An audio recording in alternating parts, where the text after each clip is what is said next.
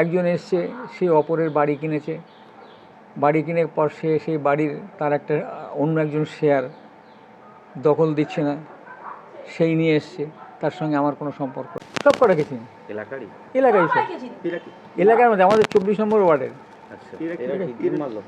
হ্যাঁ, ডিম মারলো মিন্টু বলে একটা ছেলে। আমি কোনোদিন দেখিনি। মানে আজকে বিজেপি দেখছেন, হঠাৎ বিজেপি? হঠাৎ বিজেপি। অ্যাকচুয়াল বিজেপি যারা প্রকৃত যারা বিজেপি করে তারা কিন্তু এই ধরনের ব্যবহারটা করছে না। এরা হচ্ছে কি 4 তারিখের পর বিজেপি হয়ে গেছে। হ্যাঁ, এই যে ছেলেটা ডিম মারলো, এই ছেলেটা তৃণমূল করতো।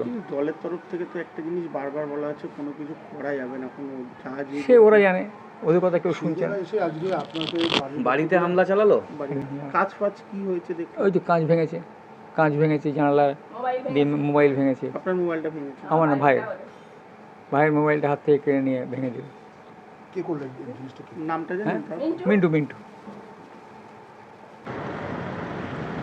দেখুন, 24 নম্বর ওয়ার্ডের সাধারণ মানুষ, সাধারণ যে জনগণ, তাদের দীর্ঘদিনের তারা যে বঞ্চিত হয়েছে, শোষিত হয়েছে, অত্যাচারিত হয়েছে, নিপীড়িত হয়েছিল, তাদের দীর্ঘদিনের পঞ্জীভূত ক্ষোভের বহিঃপ্রকাশ ছিল এই ঘটনা।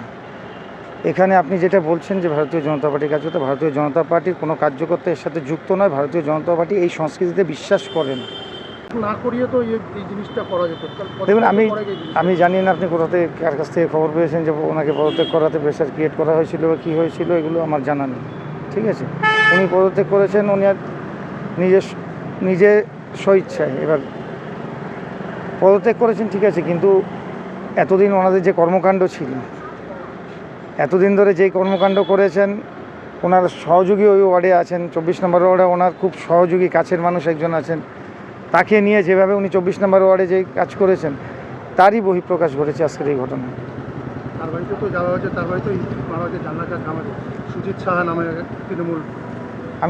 দেখেন, আমি নাম নিইনি, নাম আপনি নিয়েছেন, তার মানে এটা সাধারণ মানুষের মতো আপনাদের কাছে ওটা পরীক্ষিত নামটা।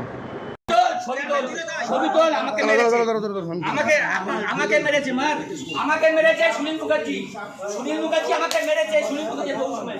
আমাকে মেরেছে মার। সিনিয়র লোক বলে কিছু বলতে পারলাম না, আমার সমস্যা হলে হাতে মারতাম ওকে। একটা মাস্টার মানুষ,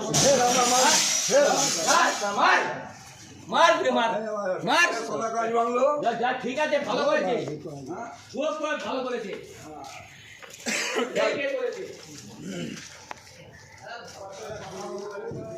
হ্যাঁ,